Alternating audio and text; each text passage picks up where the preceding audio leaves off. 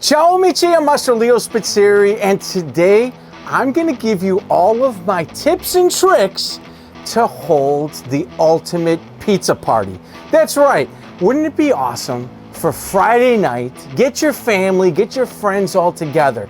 You've worked all week long, have that beautiful Blackstone in your backyard, and get around and make a beautiful pizza together with your friends and family. Come on with me, check it out.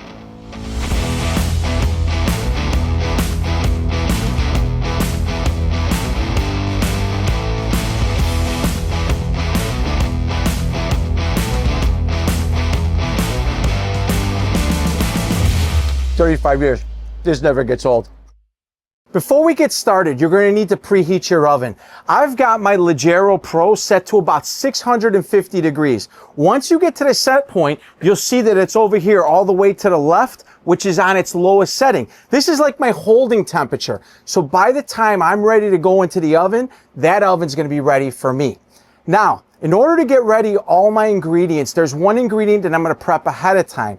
This is going to be my Italian sausage. What I'm going to do is I'm going to use my cast iron skillet. This is the one from blackstoneproducts.com that you can get. I'm going to hand pinch bulk Italian sausage, which basically means it's Italian sausage outside of the casing. I'm going to pinch it into the pan, and you'll notice that as I'm going all the way around and I'm filling it up, don't be afraid to overlap or even pinch other sausage on top of it. Because the amount of pork fat that's going to be rendered out of this, it won't stick together and it'll actually come apart. I'm going to stick it inside the oven on that lowest setting. Once it's in the oven, I'm going to give this like literally 4 or 5 minutes. I'm going to cook it until all the tops of the sausage are nice and brown and kind of charred up a little bit.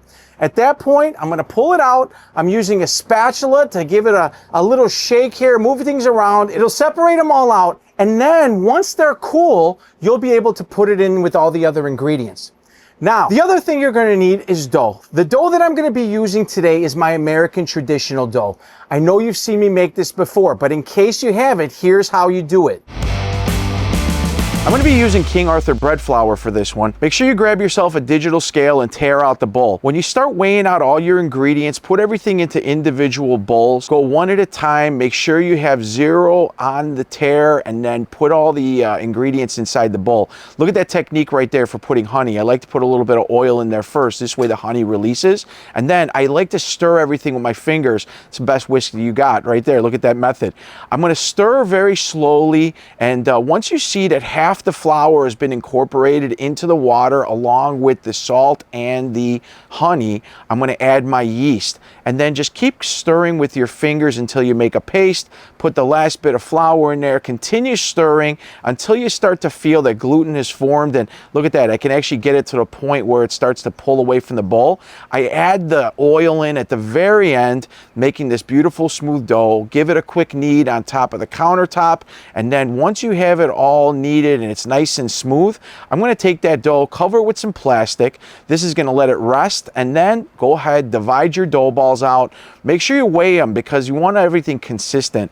This is my method for rolling dough balls. Make those points, fold them into the center, and then once I have a nice tight dough ball, I pinch it into a change purse from the bottom, and look at that, a perfect dough ball every time. Stick it into one of those Blackstone dough boxes. I like to put 6 in a box, throw a lid on top, stick that in the refrigerator until you need them, and there you go. Another thing that I love to do, and this is going to allow you to enjoy your party along with your friends and not worrying about stretching pizza doughs, is to do a step called Parbaking. I stretch a dough ahead of time to the size of the pizza that I want. In this case, I'm making 12-inch pizzas. I stretch the dough to 12 inches wide, and then with my fingertips, I'm actually doing what's called docking. And literally, I'm making little holes all around the center of the dough. I use my fingertips for this, but if you don't want to use your fingers, you could also use a fork. Just make a lot of holes randomly around the center of the dough, leaving about 1 inch from the edge undisturbed. Once you have that all done, use a little bit of flour underneath the dough. My oven, again, set at 650 degrees. I'm going to launch the pizza into the oven. Once the pizza's in, press the button, let it start spinning, and literally give it 2 minutes. After 2 minutes, pull the dough out of the oven, let it rest in a single layer, and even better, if you have a cooling rack that you use for your cookies, use that as a cooling rack for your pizza crust. It'll allow the extra heat and moisture to be released, and it won't make them very soggy underneath. I like to do a bunch of these ahead of time. So if you're going to have 5-6 people at your house, guess what? Try to do maybe 10-12 crusts, have them on the side. And if you don't use them all, you can always pop those into the freezer for another time. This will save you a lot of time. And again, believe me, you'll be able to enjoy the company of all your guests. Finally, before I bring my guests out, the next thing you're going to need is some sauce and all of our ingredients. For my pizza sauce today, I've chosen our All-American sauce. You can go on the YouTube channel on the Blackstone Network and find that recipe.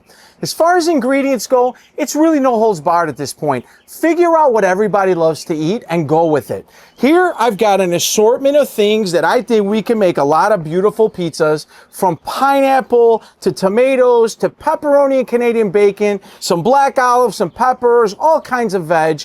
Enough to say we've got something for everyone. So, without further ado, let's bring out my special guest and I'll introduce everybody to you, and we're gonna make some pizzas together. Here's my first one and all of them. Hi ladies, how's everybody? So, come on over this way, get in close over here. Mama Mickey, get on behind me. I'm gonna introduce you to Phoenix, Mila, and Mickey. Or do we call you Mama? What do you want me to call you? Mickey. Mickey's great. All right. So today, I'm going to have you guys make some pizzas with me. All right. Now, understanding I know who your dad is, hopefully you don't eat like your dad, because all we're going to have is chicken nuggets over here. So girls, I have a lot of ingredients over here, and this is what I've chosen for you guys to make pizzas with today.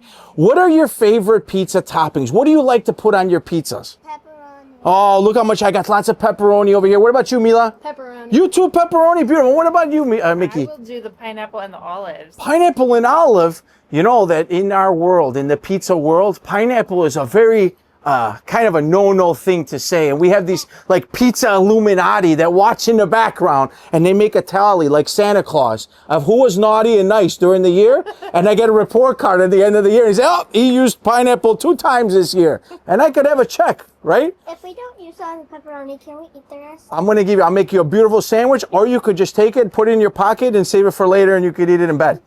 How about that? Very good. Let's go. I'm going to show you guys some simple tricks. Let me get through right over here, and I'll show you what we did. We'll make maybe one pizza, maybe 2 at a time. I've got one crust over here for you. Let's get the other one right here for you. Maybe we'll have the 2 sisters work first, and then me and you will work together, okay? We have some beautiful pizzas here. This is going to be Phoenix. You got a beautiful classic pepperoni pizza that you made. You really must like a lot of pepperoni. Look how much pepperoni you used. What was next? What was the next thing we put on top of your pizza? Parmesan? We put Parmesan cheese. We put the pizza sauce on the bottom, right? And then what did we sprinkle on top? Oregano. That's right. And then we had Mila made a very similar pizza. The only difference with Mila's pizza is that she used a little bit less pepperoni. So when you saw the melt of everything, we could see the mozzarella melting or peeking through a little bit better on yours. I love the way your pizza came out. And then, Mom, Mickey, amazing. I love the combination. What was your inspiration behind that pizza?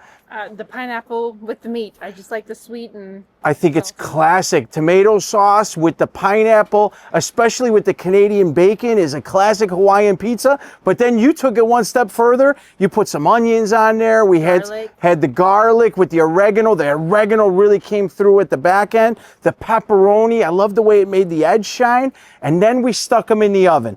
Guys, this is super simple. 650 degrees. Those pepperoni pizzas took somewhere about 7-8 minutes because we baked the crust first, so it baked a little bit quicker. And then Mom's pizza had a little bit more stuff on it, so same temperature, but her pizza took about 12-13 minutes to finish. And what we had is 3 beautiful, crispy, well-baked pizzas. And ladies, I'll tell you this, if you ever want to come to Chicago, I've got restaurants all over the city looking for great pizza makers. You did an amazing job. Look at how beautiful these pizzas came out. I'm so impressed. So I think we should cut these up. First one, let's do this, and then everybody can have it. Listen up. Can you hear how crispy these are? That's so beautiful. Can I cut mine up? Yeah, let's see. Dad says no. Dad says no, I'm sorry. What about me? Well, I say yes. I'm more trustworthy. I'm more trustworthy. They're so crispy because we baked that crust a little bit beforehand, and because we baked this twice, that's why the crust became super crispy on the bottom. And then let me get this last one right over here. Oh. Super crunchy. It sounds like a pile of leaves being cut. A pile of leaves? That's right, in the fall. The leaves sound like that, very crackly. You're absolutely right. That is satisfying. This is like ASMR. Yeah. Cooking ASMR. Girls, Crust. you did an amazing job. I think the only thing we should do now is eat. And this is what I say whenever we have a pizza party. If you don't like the pizza you made, there's nobody to blame but yourselves. Let's go ahead and try one. I'm going to be honest. I want to have one of Mama's pizzas over here because this pizza looks awesome. Girls, go ahead and grab your pizzas. Let's have a taste and see how we did. Mmm. Hot. Girls, how's those pepperoni slices? Hot. Hot? That's pretty awesome. I think you guys did an amazing job. So everybody, I think you've seen how easy it is to have a beautiful, fun, and successful pizza party right in your backyard. I hope we encourage you to do the same. Make sure you go to the Blackstone Network and check out all the rest of our amazing videos. And guys, let's say, the way I say bye to everybody is I say, ciao amici. Can you say it on the count of 3? 1, 2, 3. Ciao amici!